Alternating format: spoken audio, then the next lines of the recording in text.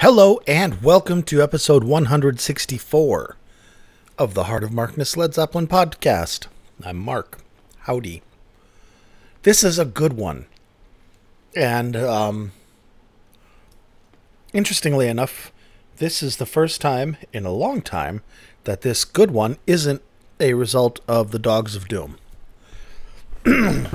So we hate them and we are done with them forever. No, just kidding. This is a release by the taper group KRWCO. And they do a lot of East Coast stuff, I believe. Excuse me. You gotta forgive me. This is the worst time for the allergies.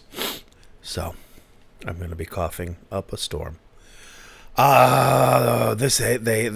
have released a tape of January 26th, 1969, the Boston Tea Party, the legendary 4-hour show. This is the same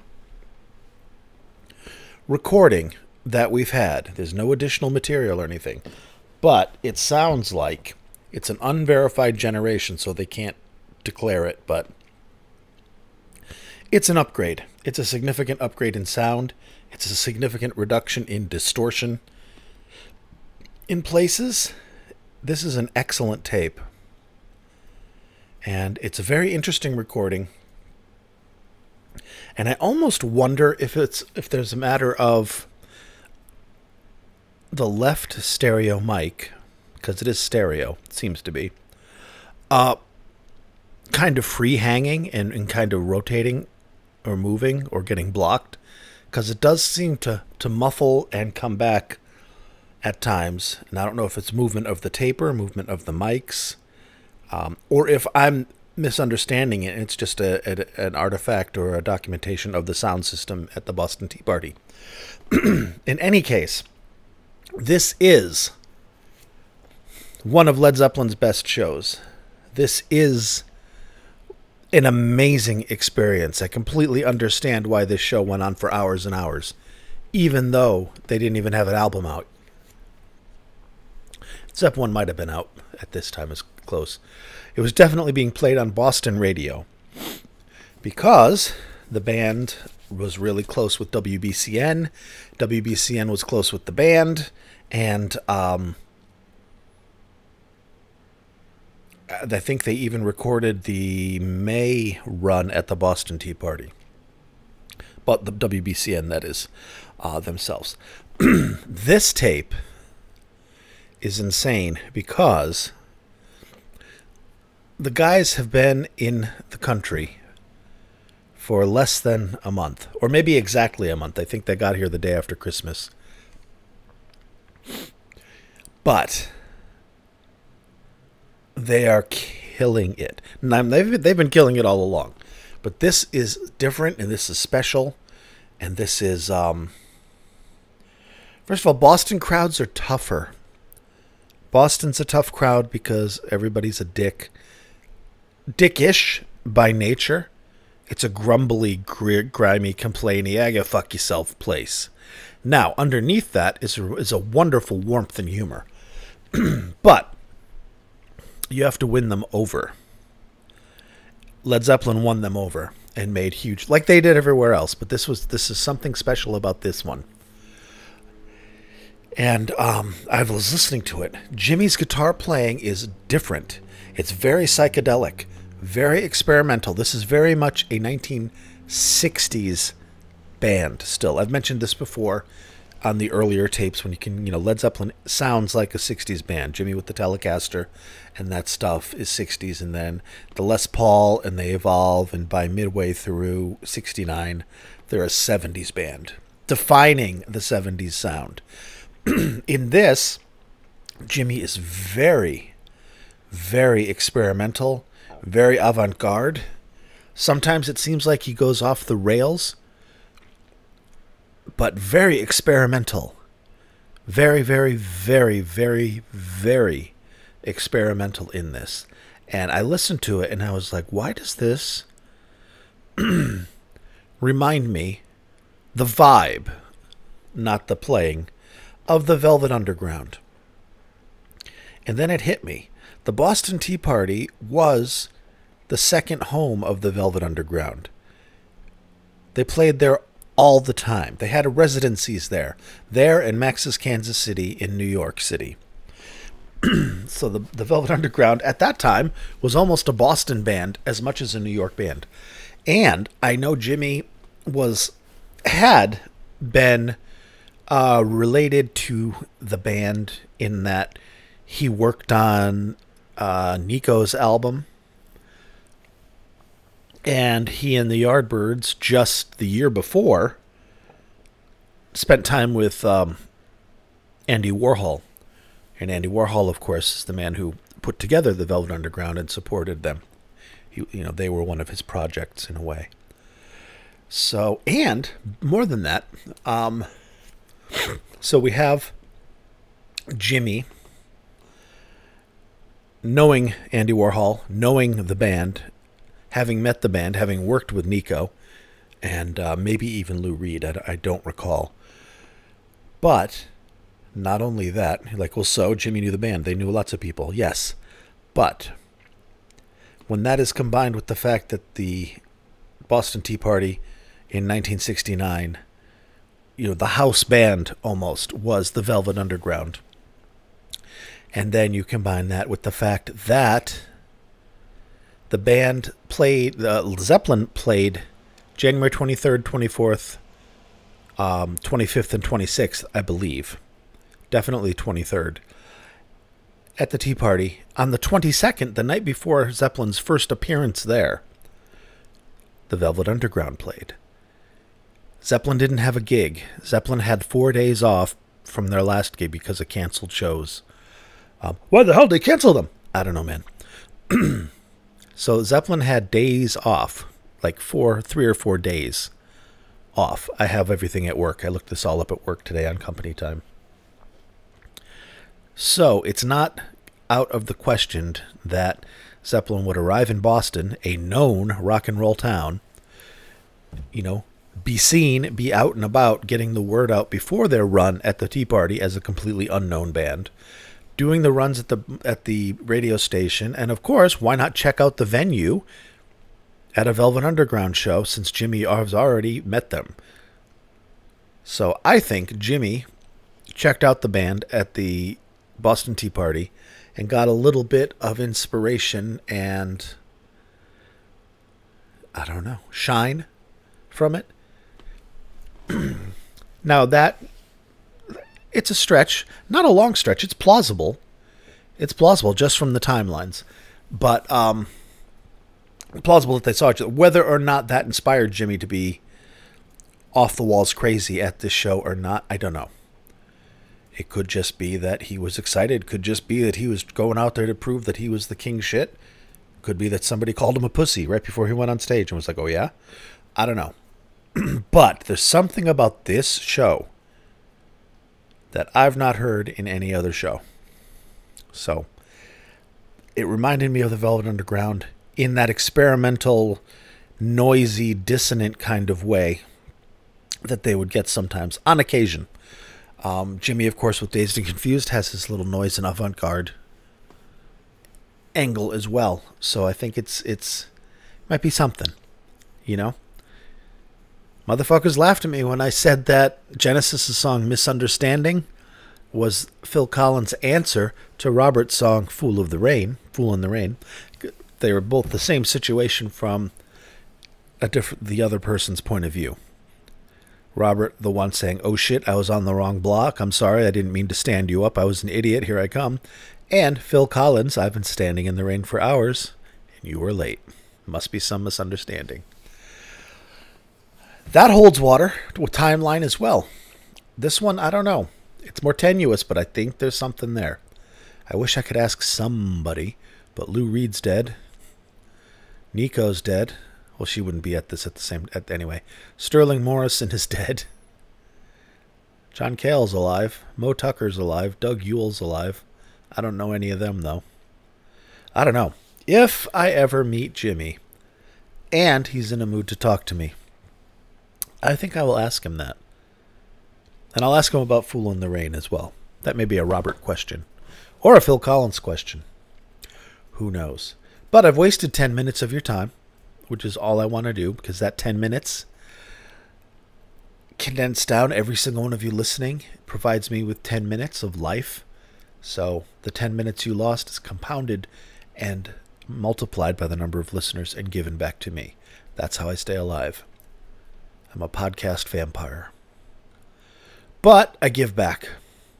This is going to be a two-parter because it's so fucking good. I'm not going to play the whole thing, but I'm going to play almost all of it because it's amazing. And we're going to start with the opener. Get your bootleg ears on. What comes through loud and clear all the time is Jimmy's guitar. The recorder is obviously on Jimmy's side. The rest of the band can be heard. In headphones, can be heard just fine. But the recording does get better in places. But it's not bad. It's not bad. Don't get me wrong. This is not bad, and it's a million times better to my ears. Because I couldn't play this for you before. But this came out, and it is so much better. And in places, it is excellent. So let's get Train Kept a Rollin', and you'll hear what I mean with the craziness. All right, here we go. Train Kept a Rolling, Boston Tea Party, January 26, 1969.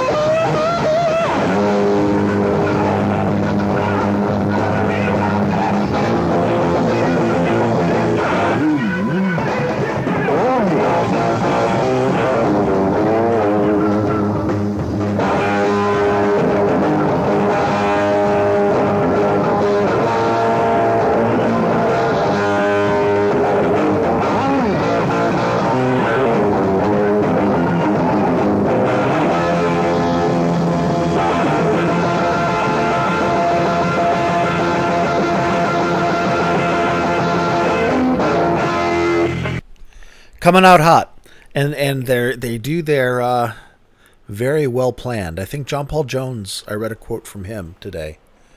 I think it was on Wikipedia. I was looking up the touring dates of the Velvet Underground and Zeppelin, and they talk about how they do that 3 song before they even say "Hey, good evening," before they even say "How's it going."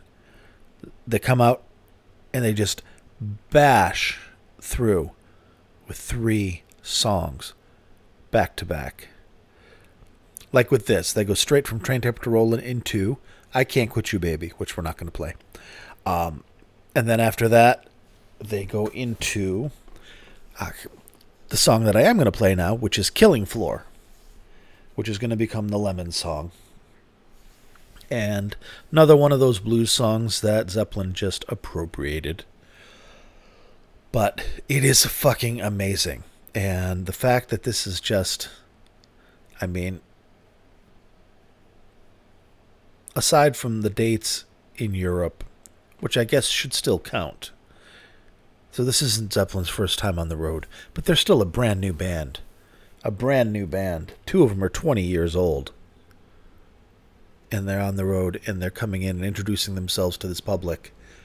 This time, the Boston audience that's like, show us what you got, motherfucker. And if it's good, we'll love you forever. Which is true. And they won them over. Just imagine sitting in that audience, seeing Led Zeppelin, maybe after hearing a few of their songs on WBCN, and getting your socks blown off by that. Next, we have The Killing Floor, which is fucking ridiculous. You know, Jonesy, Jimmy, and Robert are, of course, everybody is at 11, doing exactly what I just said, trying to win over that crowd, trying to turn every single one of those audience members into fans. And which they succeeded at. Everybody who left that show left going, holy fuck. So let's jump into Killing Floor, which is a Willie Dixon tune. Howlin' Wolf does the most popular version of it that I'm aware. And it's just great. It's just frenetic and absolutely wild. Absolutely wild. And I hope you enjoy it as much as I do. Here we go. Killing Floor.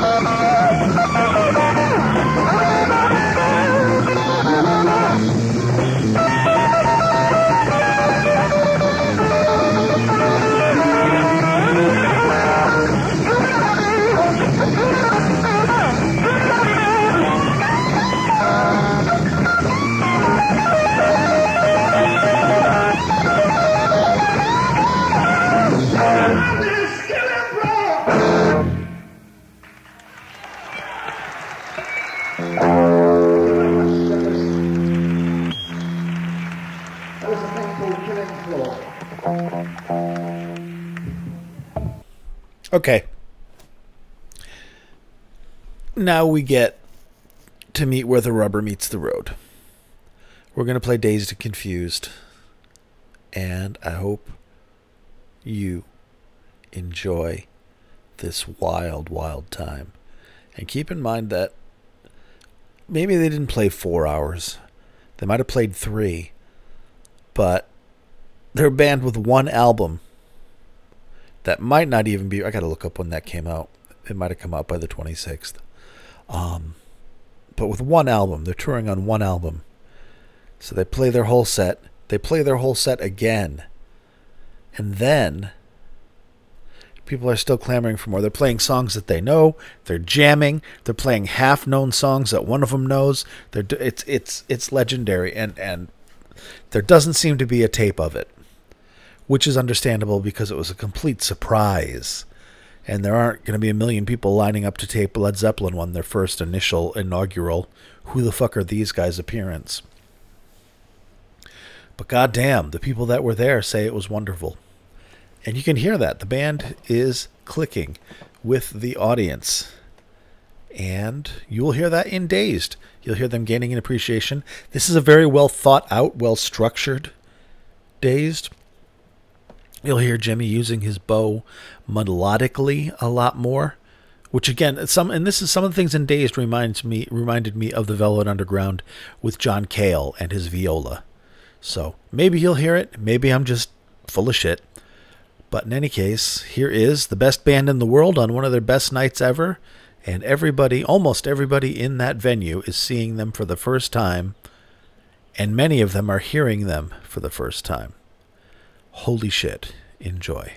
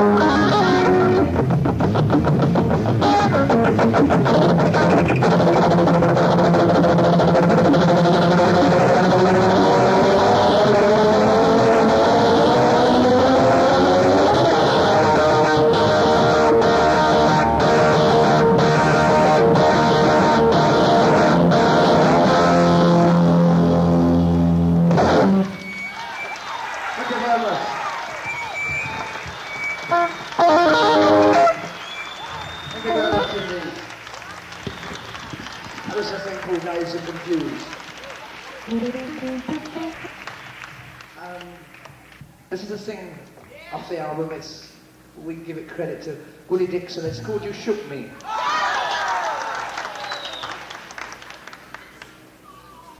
I think from the reaction of the audience, the album must have been out at that time, or must have been played on Boston radio. And, man, I hope you enjoyed that, friends. We're going to have a part 2. Don't worry, don't worry, don't worry. So you can find me on Twitter, Facebook, and YouTube under the name Heart of Markness. I have a website as well called heartofmarkness.com. That's where you can download this show in its entirety. And let me read you the set list. We've got Train